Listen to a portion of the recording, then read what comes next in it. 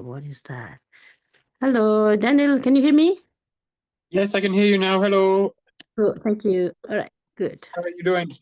Good, good. So maybe you unmute yourself. Yeah, I can mute. Yeah. Thank you. So maybe then people can slowly join now. We share the same moments, the link exactly the one that we are sharing here. Okay.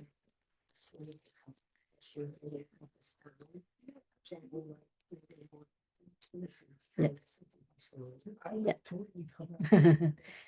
Okay, welcome back and thank you so much. So do you have to say something now or after? Oh, about the meeting today? Yeah, Since we mentioned it, I guess I can say something about that. yeah, yeah. Class today, the planning meeting for the July 6th event. Yeah. So, Yeah. we'll start getting forward and everything like that. Everyone's welcome. Okay, so thank you for coming, and I'm sure everybody is doing well. And so we will start our session with deciding our proper motivation. That's very important, as everybody know right now. Any action that we do, it's driven by the motivation, right?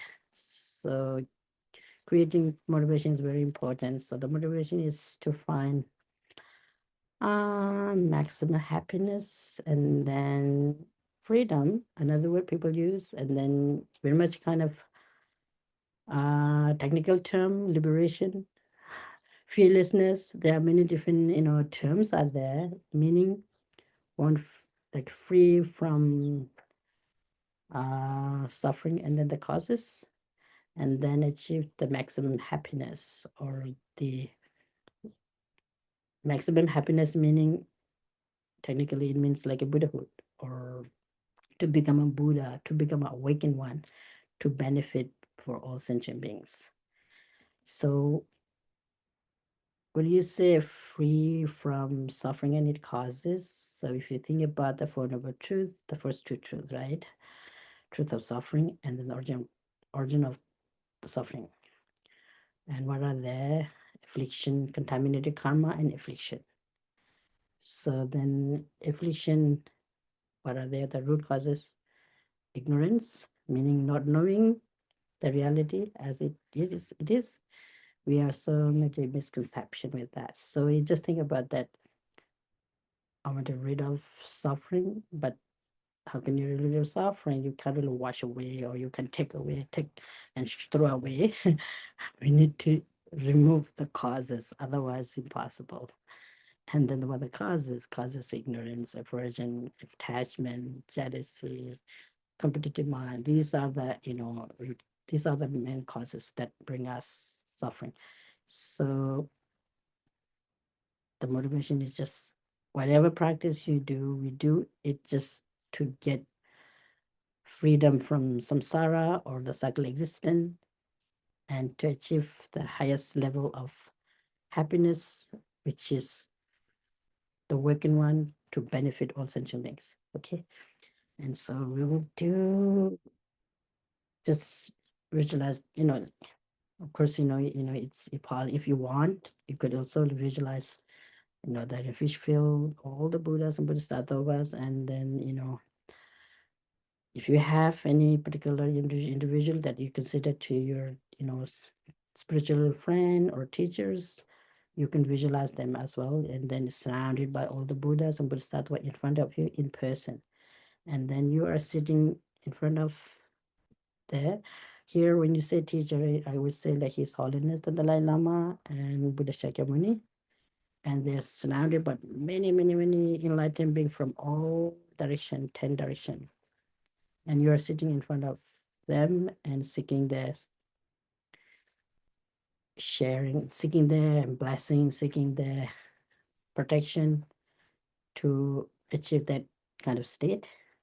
And all the other mother sentient beings surrounded is, with all this other mother sentient being is, with you, and seeking the same state of the fearlessness and the happiness that they have, achieved. So just create with that, and then we will do 5 minutes, maybe breathing meditation to settle the mind with all the enlightened being and all the uh, sentient beings. It said like, all dear mother sentient being. If you use this word, it's good actually. All dear mother sentient being. When you say dear mother sentient being, you see our mind could pull toward them, meaning we get closer to them. You feel like they are the source of happiness rather than trouble. And with this motivation, we'll do 5 minutes or 4 minutes in a silent meditation that focus on the breath. And here, settling your body and the mind. So the body, usually you have to have the 7 feature, or the 7 Virajana feature. So you possibly have some of you have actually really well said it, but the main thing is just sit as comfortable as possible. That's either you could sit cross-legged in Vajra position, or on chair or bench. But the main thing is straight your spine, and then the shoulder, just very relaxed manner, and then the eye half closed, and then the mouth not completely open or not completely closed, very like a natural way. And then your head slightly bent but not completely. And then make sure that your body is completely like relaxed and comfortable, because we have the best protection, Buddhas and Bodhisattvas, and then all the other sentient beings with us. Try to meditate or try to practice that bring happiness and peace, right?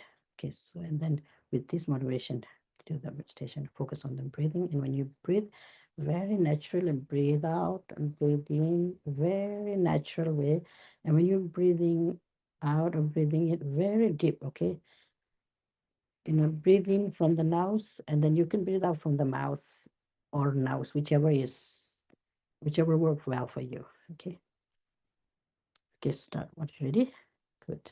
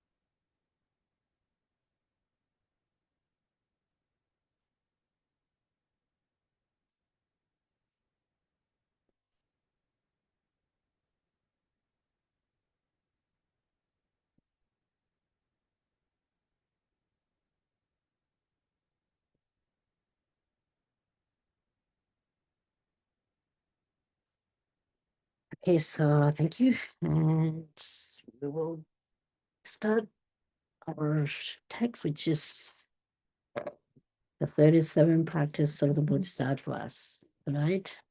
So let's try to remember what does it mean by Bodhisattvas. So Bodhisattva and Bodhicitta, they're different, right? Bodhisattva mean a person who are courageous, courageously, pledging that work for the welfare of others, and that include all sentient beings, not only just human being. Human, God, goddesses, animals, and then insects, in an animal, you have so many different types of animals out there, like cows, buffaloes, fish, dolphin, each and everything. So why they're, they want to serve them in different ways, in different means. And then this 37 practice of the Bodhisattva way of Bodhisattva is very technical, there are technical things that you could, study and discuss, and then also very practical way, meaning it just makes sense without touching any kind of faith system or faith base. It's not really faith base. It's very much practical base. So as a human, do you need, oh yeah, everybody have a copy? Oh, you need a copy of that. Oh, not only, oh yeah, you have a copy. If anybody need a copy, you can use that. Yeah, you're welcome. And I think we cover up to verse 7, meaning, yeah. And the first two, I think the first day we did some introduction about the text, and it's actually divided into like a three, the text, which has like a 37 verses, the main text of the 37 verses. And then there's actually, when you make the classification or division, it has three main categories. It may be good to keep in mind this, and then you will, when you do the meditation, it really help. The first one was the verses at the beginning, meaning introduction. And then the verses in the middle, the main part of the text. And then the third one, the conclusion, so which means dedication. And then actually we are doing the first introduction, which have only two verses, the pressing to the object of refuge, and then the person who is writing, which is for example the author, committing that he is going to write it. That's what you call the here it's a, let me see, starting with the text, practice. This this outline is pretty helpful. Sometimes these have the outline, and each like verses, what does it talk about, what this each the verses talk about it. So the two verses, or the first verse is actually paying homage or praising to the object, meaning his own teachers and the lineage masters, from the Buddha to his own teachers. Muchito examples, his own teachers, the writer, his own teachers, and all the Buddhas and Bodhisattvas. And then the second one, which is he promising that he's going to write it. So, noble being or those great thinker, they do not really make easily promise. Once they have make promise, they fulfill it, meaning they do not really live in middle. So that's really important. And it has actually sources from the Buddha's teaching as well for this. These are commentary of the Buddha's teaching, commentary, right? The later masters wrote the commentary for the Buddha's teaching. And then, the first the verses in the middle. Okay, first two verses gone. Now gone means we have cover, we finish.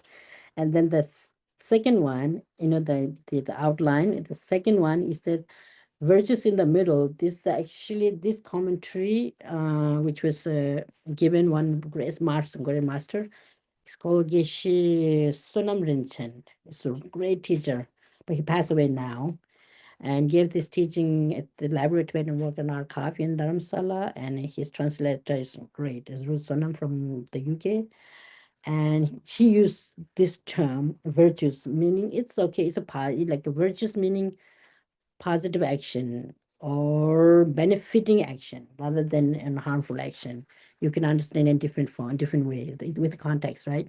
And I think the virtues is more like the term. I'm not a linguistic person, but just my own kind of judging. When you use the virtuous, I don't know whether it's a religious term or not. It seems to me a little bit. No, Ethical term. oh, that's good. If it is an ethical term, is it like something related with the principle of human values? It's fine then. She's really good translator. She has been translating for like, I don't know, more than 30 years.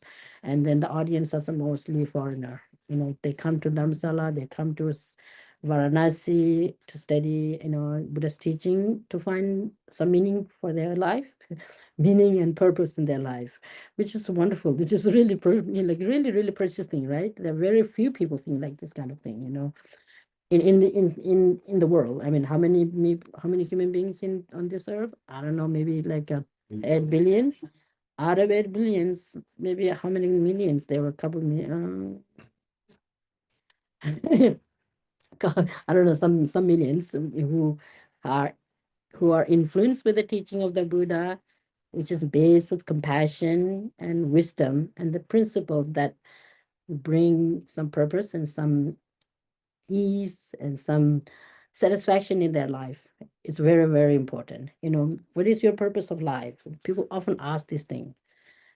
And some people think that life is life is boring.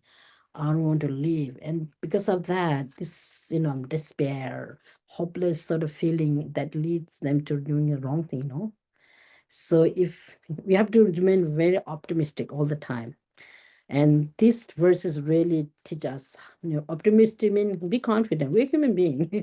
We have the ability to think far vision, right? So this outline, then the middle one, the second point, which was the virtue in the middle, the main parts of the text. And this is also dividing, it has a lot of meaning. And we cover up to verse 6, and each verse you could like to understand like this way. The verse number 1 to 7 is preliminary practice. We call it preliminary meaning it's preparation to do the actual kind of practice. You have to prepare first to get the ground yourself and check with easier when you say preparation, that it's quite easier for us to adapt with it. So verse number 1 to 7 is called like the preliminary practices. And the verse number 1, 1 to 7. Okay, this outline is very helpful. And then verse number 1, what is the main contents of the verse number 1? It's good to just do some revision. Main content meaning the topic, the subject matter. We call it subject matter or the topics of verse number 1. Verse number 1 is the difficult of gaining life with freedom and fortune, meaning the precious human body. It's really rare to find. Once you have found it, you then use it for the best the good purpose. And you can read that. I think we explain a little bit what does it mean by precious human life. It's endowed with this treasure, like leisure, and then the endowment, the 8 leisure and 10 endowment. So remember this. And so that's, just need to get the vision, you just try to get into your mind, what does it mean that once you get this, the difficulty of gaining a life with freedom and fortune, and think about these qualities. And then the verse number 2, giving up one's native land. What is he mean here is giving up one's native land or homeland. Another word people use homeland. And why it is that? It's, if you remain in the samsaric life or the mundane life, where for morning to evening or whatever, 24-hour or 24/7, keep talking about attachment, aversion, about my friend, my family, and the rest doesn't matter. Where this, three poison is just increasing intensely. If you remain that area, then you have to give up that.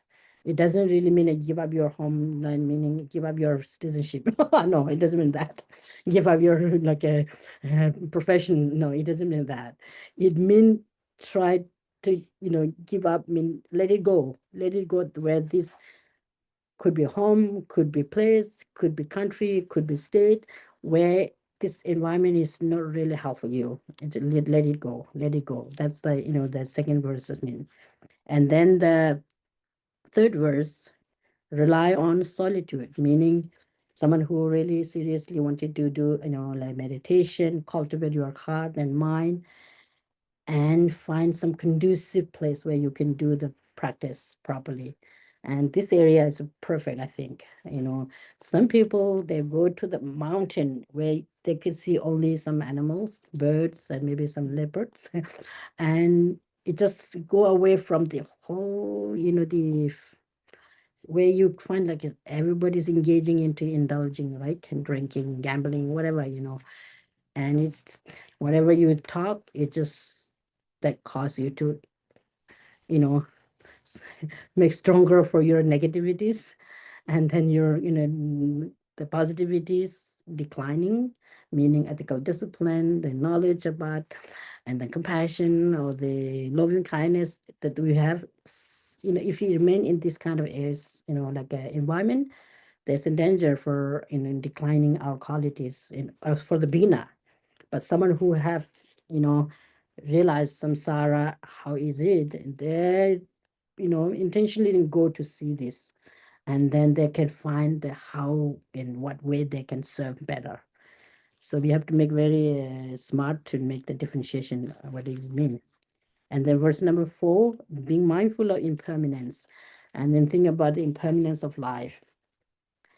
Things can change. Impermanence is momentary changing. And if you want to, understand the whole, when you're talking about the impermanence, out of the Four Noble Truths, the truth of suffering, it has four aspects. And in the Four Noble Truths have like 16 different aspects are there, but we could study it separately. I'm just mentioning like briefly. So impermanence, meaning why we need to, why we have to meditate on impermanence. If we understand impermanence, then the clinging for yourself, like too much kind of obsession, so for you, your body and your belonging, it will slowly weaken, and then understand the nature of life will increase, and then with the wisdom and then the mindfulness, that's very important. Because of that, you need to understand and mindful with impermanence. Whatever gather, despair, right? Whoever burn, meaning burn those who are taking rebirth or burning, burn with the contaminated karma and affliction, it will die uncontrollably. But those who are liberated from samsara, they are, free from, you know, birth, sickness, old age.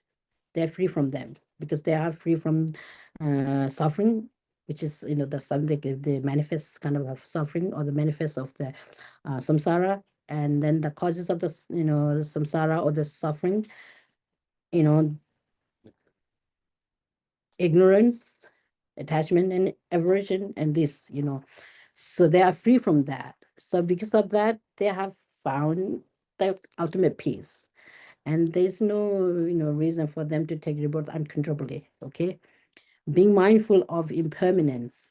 If you understand my impermanence, interdependencies, and our mind somehow open, our mind could quite easily or reach to understand the reality, the subtle level. And then impermanence of gross and subtle. Gross impermanence quite easy to understand, but the subtle one is quite difficult. Gross, when you think about the impermanence, maybe just use our own life as an example. When we were born, when we were in mother wombs, we are just completely rely on a mom, and then we, came out from mother womb, and then we were really little, and then slowly we grew up. Now we are grown up. These changes take place, right, over time, and we can see these changes. We meaning the moment you're changing, look at it. But then the big what is that? The gross changes that we can recognize, it has to check the very fast changes.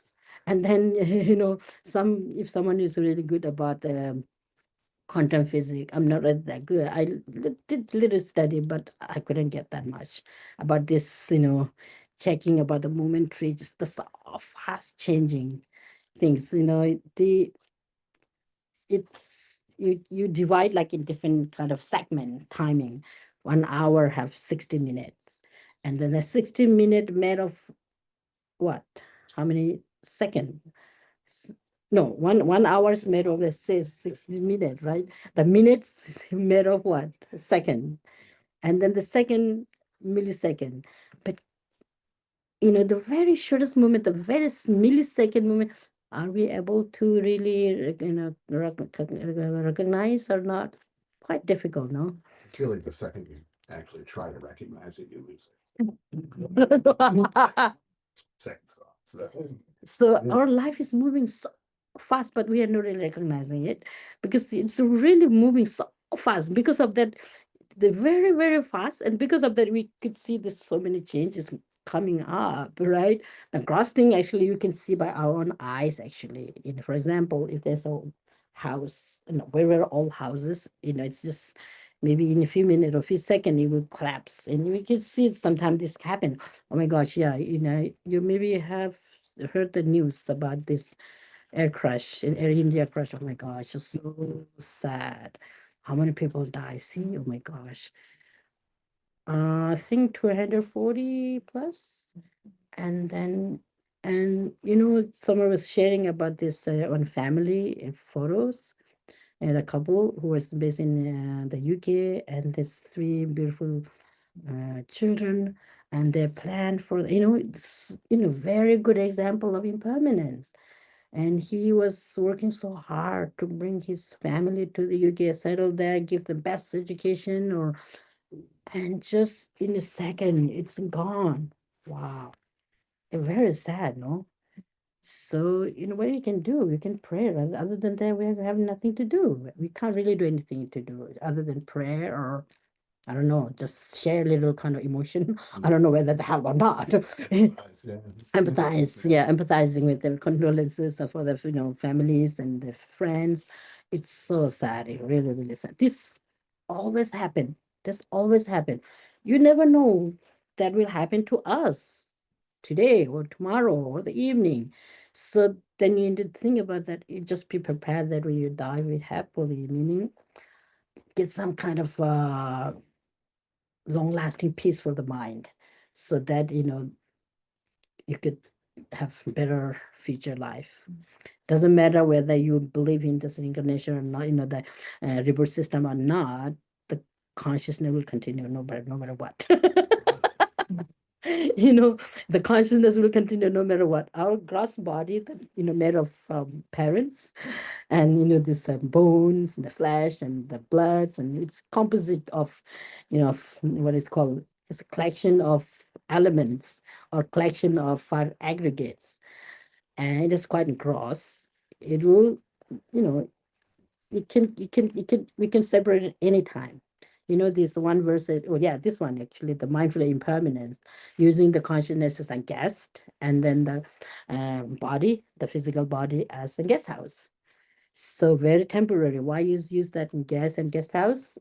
If you're staying in a guest house, you're not there staying for a long time, right? Permanently. This is really interesting. It's like a rent a car. A rental car, exactly. It's just a couple of hours or maybe a few minutes or something like that, renting there. Or it's a similar another example you could use, like you go to eat eat in like a restaurant or something like that. So then, it's not really belong to you, meaning there's no reason to attach so much, holding tightly. But of course, we have to take care of ourselves, be really practical at the same time. Try to detach slowly, slowly. That's the meaning of the verse number 4. And then verse number 5, giving up bad company. Is another word people often use. It's like giving up bad friendship. Friendship, what does it really mean about friendship? Meaning someone who give you benefit, someone who gives you help. And then also another thing, what does it mean benefit and what does it not mean benefit? We have to be really far vision, far sighted, then we could understand, right? But similar, if you spend him or her long time, those who are engaging all the time, many, I don't think there are people who 100% engaging into the indulging thing, but there are some because of their past karma or their influence, and quite difficult. There are some difficult people there, definitely, right? But we have to, from deep down, really sympathize, be more compassionate and caring for them. But if you're not really ready, maybe better stay away for some time. Give space for yourself. That's another word people use, right? Meaning, do not really selfish, but at the same time, try not allow to influence this bad habit to yourself. That's the important kind of message we need to get from this verse number 5. And giving up from deep down, not giving up mean not ignoring him or her, not really making fun of him or her, but just try to be smart. And but Bodhisattvas often says you need to pay attention, especially for the vulnerable people. And those who are engaging into this indulging thing, they are the object of be more compassionate in a way. So you have to be courageous, but at the same time very skillful. That's why wisdom and compassion should go all the time together. Otherwise, it could lead us in you know wrong direction. Meaning, you may give up. Oh, I'm done. I'm not interested anymore. One of my teachers often shared this story. Interesting, very interesting story. He had a student and studied for a long time with student, meaning who was participating in the teaching for kind of some years. And then one day, she or he, I can't remember, called very early in the morning, and then telling him, Geshe-la, I'm giving up Buddhism. And he said, it's okay. Okay. And then he said, again, I'm serious. I'm going to give up Buddhism. It's okay. He said, just, it's okay. And then again, said, I'm serious. I'm giving up. She was pushing because she wanted to know this why. She wanted to ask the why, the reason. And then I think the third or the fourth time said, it's okay, give up. But what was the reason? And then she said, she or he, I think she maybe said, for the last, I don't know, 3 or 4 years, I've been praying for so hard to get a job for my brother. But it never happened.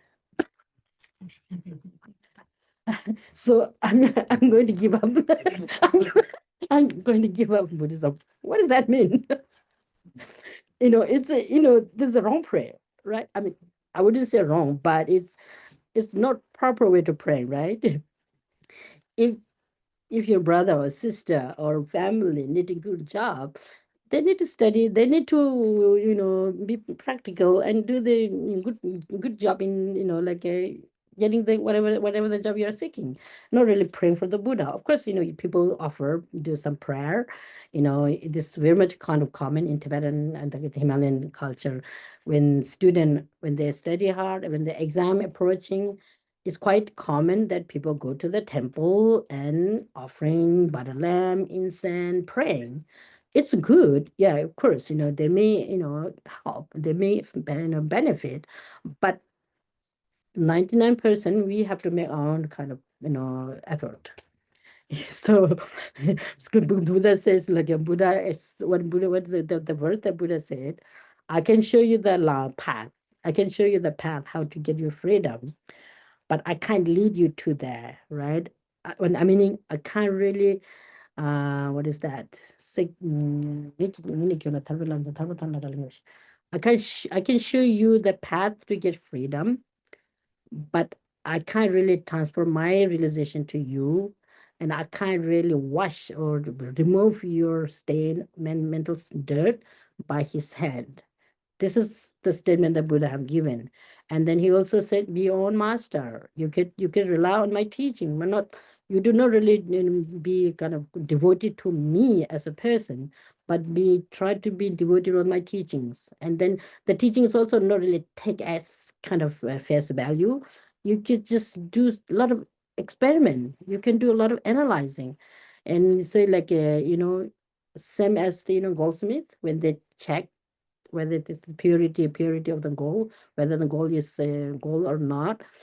They check with like a cutting, rubbing, burning thing, and then at the end they see this is gold. Same thing you can check by using your own mind, your own wisdom, and then can accept, not follow what is that mean, not follow blindly. That's very important. If someone follows blindly, there's a danger that after some time start criticizing, and then create so many negativities, and they stir up everything, and then you know double sort of suffering could bring, instead of instead of having happiness, maybe we create like a more extra suffering, extra problem, right? So because of that, it's very important to be mindful. And giving up bad company meanings you have to be compassionate, but that's just make sure that this negative influence not really, decline your practice and your, good qualities. That's very important. And then rely on good friends. So, meaning stay from the negative person or beings which influence you to negativity, increase your negativity increase, and then rely on the person or on beings where his or her influence increase your good qualities. That's the relying on good friends. So people use teacher, parents, elders, those who have more experience about how to live life, with the meaning. So rely on them. That's the verse number 6. So now it's actually verse number 7. Verse number 7 is taking refuge. It's actually say taking refuge, but I think we need to think about what does it mean by taking refuge. I think I explain a little bit what does it mean by refuge. Refuge meaning, you are seeking some protection, right? I take refuge in the Buddha and the Dharma and Sangha. This is what, usually Buddhism says. And I take refuge in the Buddha and Dharma and Sangha, meaning, Buddha is like a doctor, doctor, medical doctor, no PhD, professor, neuroscientist, maybe there too, but mainly medical doctor. Buddha is like a doctor. And then the medicine, it's really used as a metaphor. Buddha as a doctor, the medicine, the teaching, his teaching is as a medicine. And then Sangha, meaning Sangha, here, you need to understand what does it mean by Sangha in technical term and then in general. In general, those, community where people, in community live together, to practice together, meditate together, help each other together, that could be a Sangha too. But in technically term about Sangha, meaning, those who are ordained or renunciate, in other words, renunciate, meaning those who have, renounced the worldly life or the mundane life and devoted themselves into, practice, meditation, the three higher training. The Buddha's teaching have three basket and the three higher training, who are devoted completely to that life is also another thing. But, Sangha mean assembly. Also another word, the the assembly also they use assembly. And the true Sangha is someone who have realized emptiness directly. Have you heard this? Is Maybe. that only, is that stream enters and beyond, What was that? stream entry and beyond? Stream entry and yes, exactly. Oh yeah. Yes. What you're saying, that's correct. Okay. It's maybe it's good, just get it, but then we can do it more in detail. You have to study, this much thick text. You get to get to all the detail. But just briefly, Sangha meaning, the technical Sangha meaning, any being, could be human, god or goddesses, who have realized emptiness directly. Maybe just write down there, and then we could elaborate a little bit later. Someone who have realized emptiness directly, that's Sangha. That's where the very standard one. But then another form about Sangha is, have you finished the writing? Sangha. Sangha meaning someone, a being, some beings who have realized emptiness directly. There's each have some meaning about what does it mean by emptiness, what does it mean by directly, and what he's saying about the mantra. Yes, they say the 8 Sanghas members, right? There are 8 Sangha members, 48 Sangha members, and the 8, like enterer and 8, like abider. Once returned. Yeah. So these are more like in technical, that we need to study in the perfection of wisdom. There's one text, the philosophical text we study at the monastery. We study about 6 years actually, the whole course. And I think about the Sangha thing you study on this year 3. Did you finish about this Sangha, the meaning of the Sangha? Yeah. Oh, okay, good. And then another Sangha meaning, if you have like a 4 fully ordained monks and nuns, they are Sangha. A collection of people or group of people, or at least number, like minimum number 4. And those who reside, who stay as a community in a monastery, so they are Sangha. Four fully ordained monks and nuns. Fully ordained, you have to, there are another way to what does it mean by ordain, and what is mean fully, what is not mean.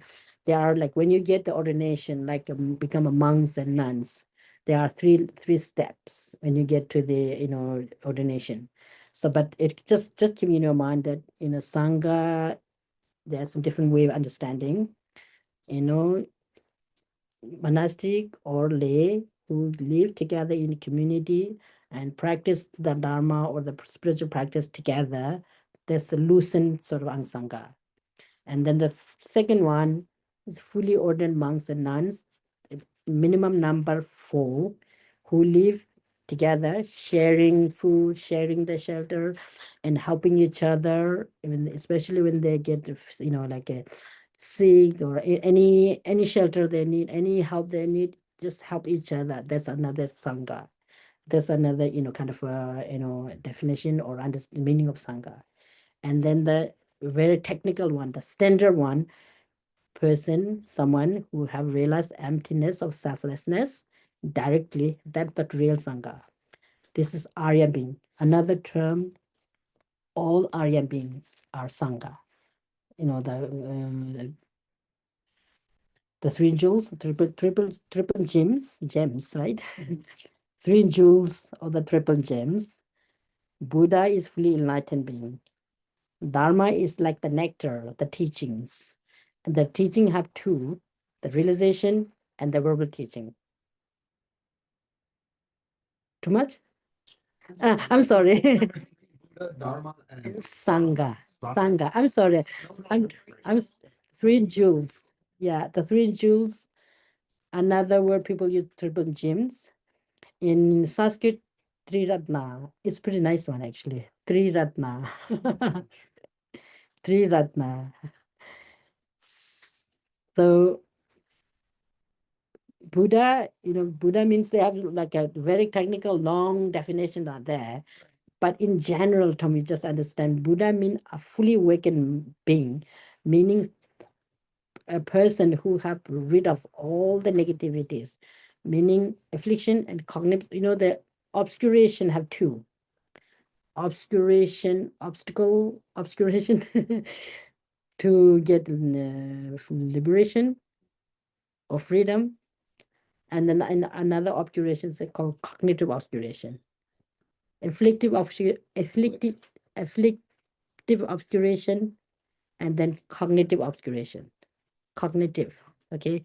So afflictive obscurations stop you to get freedom or the fearlessness or liberation, and the cognitive obscuration stop us to get full enlightenment. Just get this idea, and then you just study a little more later. So when we use Dharma, right? The three refuge, object of refuge, Buddha, Dharma, Sangha. Buddha is a fully awakened one, the complete enlightened one. Why you call it enlightened one? Who have removed all the mental dirt, another word, mental negativity of the mind, emotion, removed by applying the correct antidote, which is wisdom, realize emptiness, and bodhicitta, or altruistic mind. 10 fetters. Yeah. So there are, Buddha. And then the Dharma, the Buddha who teach, Dharma have two types, two Dharma. Dharma, the actual one is your own, mental qualities like compassion, wisdom, loving kindness. These are the main Dharma. I mean, the main protection. Out of the three jewels, main protection is the Dharma. And then main, why we call it main? If someone, try to hurt you, if you skillfully able to practice patience, that's really protect you and others, right? It's quite practical. It's really protect us to both party. If someone's like so rude to you, and if you are able to do some very mindfully with patience, compassion, and seeing all the situation, not really flashback, and then there will be no other flashback too, right? That's really protect yourself and others. So that's why we call it Dharma is the real protection. So the realization or the mental good, the positive quality of your mind, in a way, is our own, the refuge of Dharma out of the three. It is. You can say that. We each one of us our own, protection within ourselves. Because each and every sentient being have some level of compassion and wisdom and loving kindness. Definitely, for sure. Even like an insect, or you can make, scientists make some, experiment about seeing this. For example, like the rat, cats, dogs, how they can take care of their babies. There's just some sense of caring, and because of that, they're doing this, which is, like a true, clear kind of indication that, the compassion and, the seeds of compassion and the loving kindness exists each and every sentient being. No one is 100% cruel. You see, more or less, there's some, because of this habituation, the mental tendency from previous time and this lifetime, what do you call it, influences. Some people get angry quite easily. Some people lose temper easily. Some people cruel little bit, become cruel easily. But in overall, we are all good. You have to be really positive, meaning stay positive. If you stay positive, you're, what do you call, another word, self-esteem, confident into the life, meaning of life, purpose of life, it increase. So then that bring us, day by day, our happiness will expand, and our strength maybe even their like body physical immune system also boost. This is many very good scientists actually, they're doing a lot of experiment about in the meditation. And there are a lot of a program going on in different universities actually, and checking those really lifelong meditator, checking their body, their brain, scanning they're finding something very interesting in their life. And it it means it is, try to meditate. It's worth it. It's worthy. It's worth to do meditation. What do you call it? Worth the effort. worth the effort, exactly. Joyous effort. Another one, the joyous effort is, like when you practice the bodhisattvas, the main practice of the sixth perfection, the joyous effort, practice with joy. That's very important. If you practice with joy, it's definitely, the ease mind or the compassion or the understanding really, expand. It could reach it freely, in a way, another way. So what were we talking? Refuge. The number 7 is talking about the refuge. I was just checking from the verse number 7. So verse number 7 here, you got the more or less about what does Buddha mean, what does Sangha mean, what does Dharma, what does Buddha mean, Dharma mean, and Sangha mean, right? More or less. And then you can study more. Sometimes, in when you study at the monastery, it's just whole topics about the refuge, and it has the causes of the refuge, the identification of the refuge, and then it's Ben lies Blair, right? Your name Yes. is Blair. Yes. He's talking about the 8 Sangha members, and I think almost more than a month actually. Study, debate, study in class, 5 to 6 day in a week. When 5 to 6 day, about 1.5 hour class, and then debate. In the monastery you do debate a lot, meaning discuss a lot. 2 times in a day, 1.5 or 2 hours in the morning and 1.5, 2 hours in the evening. Almost like a 3 to 4 hours of debate and discuss. And it study, I think, nearly a month. Because you need to go to so in details, when you say like 8 Sangha members, and then there are who are there, how they become 8 Sangha members, as the 8, enter and 8 abider, and that makes 16. And then, like a common meaning, Theravada tradition, and then the Sanskrit tradition have slightly different in presentation in there. And there are 48 Bodhisattvas Sangha members also there. So we had to study all of them. And these are all talk about how can you really increase your mental qualities. His Holiness often say is my first commitment is promotion of human values. Human have special mind, special brain. Because of that, we can do a lot of good things.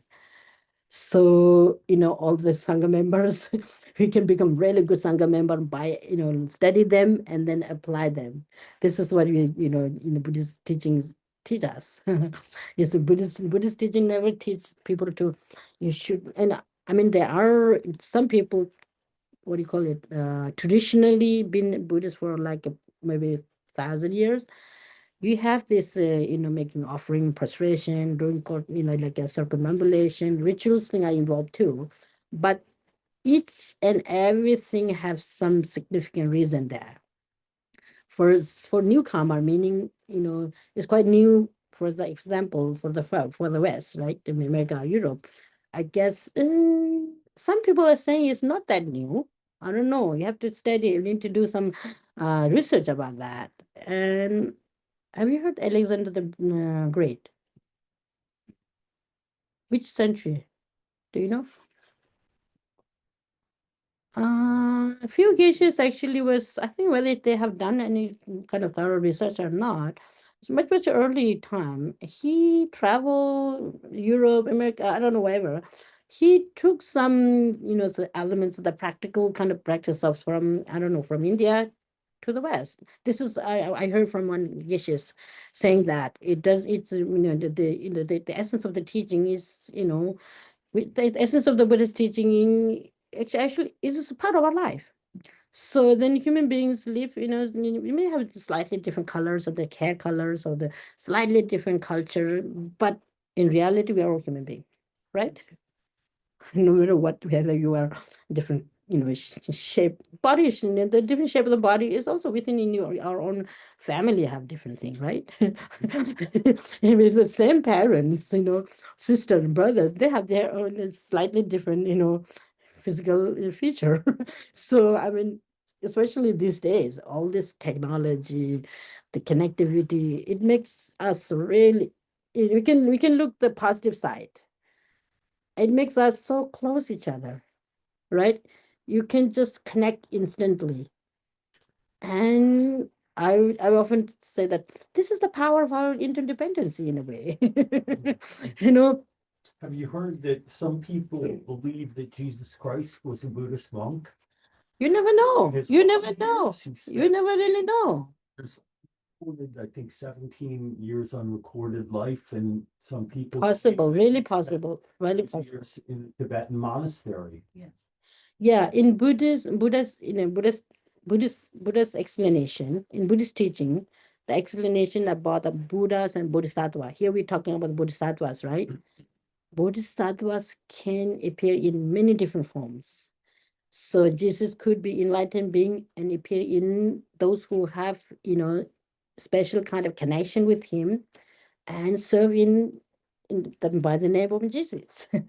And then you have like a Hinduism called Ram, Krishna, and then I don't know, Mama. The different names are there. But at the core, they're all The core is the core is the same. The essence should be the same, and you may have some technical different explanation or what do you call it, interpretation could be there. And we have to be, if we want to be Buddhism, be good Buddhist, be good Muslim, be good Christian, be good, like what are the one Baha'i. There are so many different, traditions there.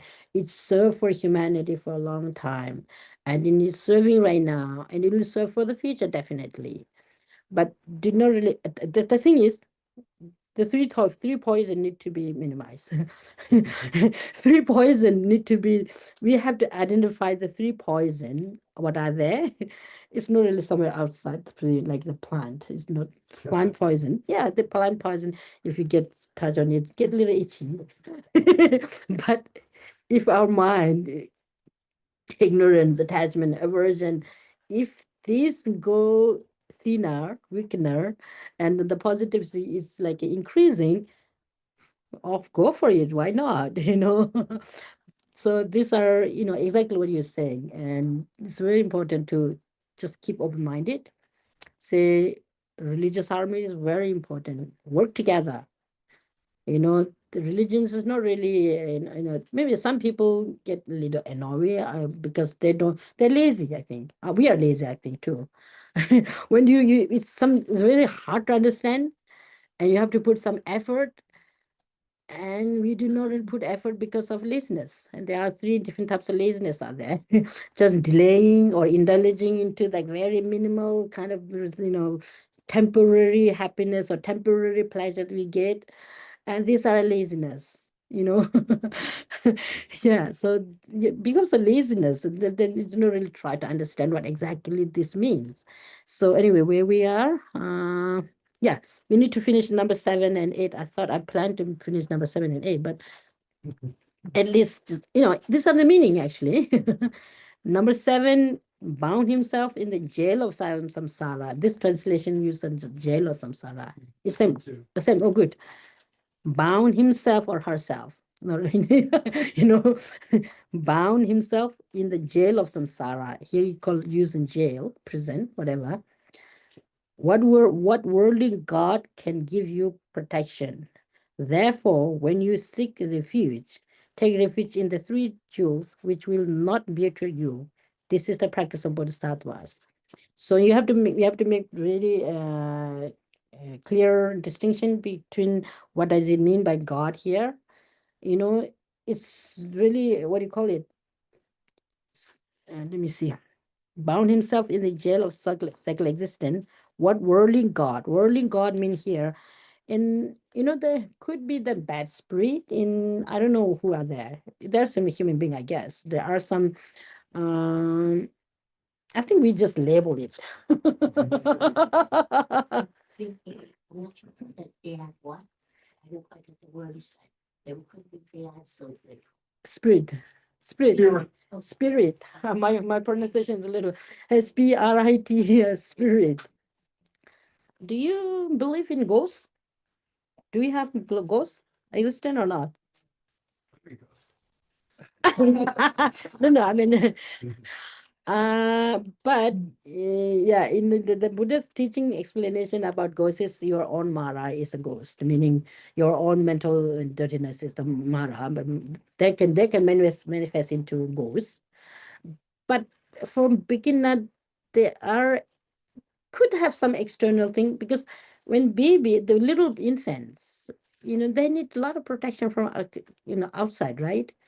Similar for us also, when we are not built up confident enough, and I don't know, it's very subtle. It could have some kind of negative sort of influence could come from externally, but not really much. But I was just curious about the ghosts, and like external ghosts rather than your poison, the mental dirt. That's good. When I was little in village, we scared each other a lot,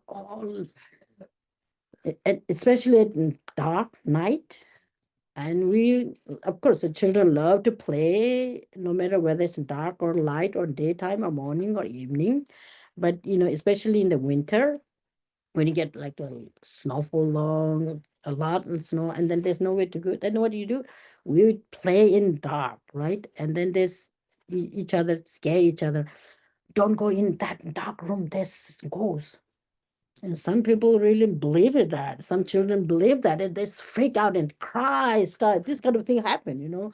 So anyway, I was what do we this the line number 2.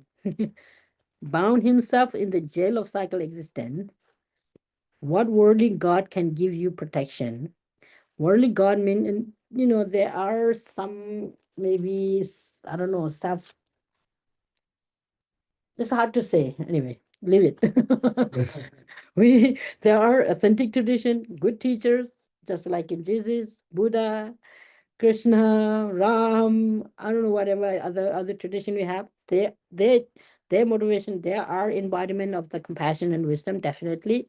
But then, and there are some hypocritic sort of people who maybe acting like a teacher, but in reality the quality is not there, and then try to use kind of what do you call it, manipulating people, deceiving people. So in this case, we ourselves have to be really, like responsible in a way. And yeah, So in so this case, would that be more like a hypothetical question? Like what worldly God can give you protection, like as if to say, is you someone can't- okay? Just yeah, someone maybe someone claiming that them like a protection or the gods or the teacher, emanation of this and that, and just making too much kind of like appetizing, and try to gather people. Maybe the motivation could be money, could be, I don't know, whatever they their selfish reason, self gain, fame, wealth, whatever. If these kind of people there, we have to be cautious. But cautious meaning just try to be assertive, try to be more responsible, try to be smart in a way, technically. So what worldly God can give you protection. Therefore, when you seek refuge, then good teachings. And then it's yeah. Therefore, when you seek refuge, take refuge in the three jewels, which will not betray you.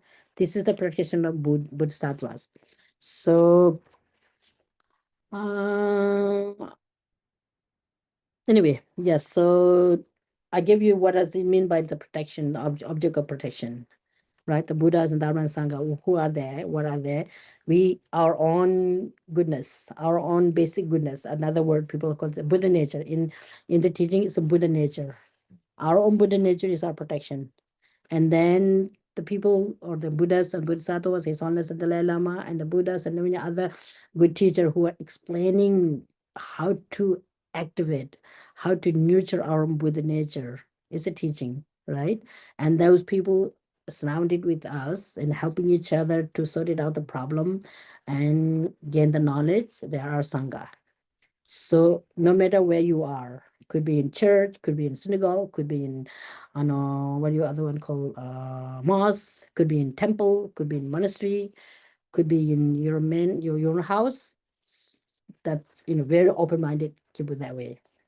And so this is number 7, and then number 8. I think we I won't go to number 8. I think it's only 5 minutes left. So we will finish at number 7 is talk about the refuge. I take refuge in the Buddha and the Dharma and the Sangha. And the Buddha and Dharma and Sangha could be accessible in all tradition, meaning Buddhist, Christian, Jewish, it could be in anywhere. It could be in anywhere. So we have to be really keep very open-minded. That's very important thing. So yeah, I think the the message that we get from here, this is what you need to do, and you need to study more, and they're using the outline and then the commentaries, read them, and we'll have time definitely. So I think it's only 5 minutes, and we may have to discuss a little bit about it's almost a birthday on 6th July. So I will conclude our today's session and just sit properly and try to dedicate, the merit or the positive environments or for the mind and the external environment as well as your mind, and dedicate that long last so that we each one of us become Buddhas and Bodhisattvas as soon as possible, but at least some days, some months. I mean, sorry, in some time in the future, or maybe some of you may already Buddhas. I don't know. So yeah, we'll just dedicate these virtues to bring about peace and compassion for the world and oneself, and to dedicate this virtues that His Holiness the Dalai Lama and all the other enlightened beings live long and carry their noble activities and reach their compassion message each and every sentient being heart, so that each and every sentient being free from all from sufferings. Chanjo semjo rinpoche magye banam ki gyoche kiwa nyamba me bayang kong kongdu perwar sho.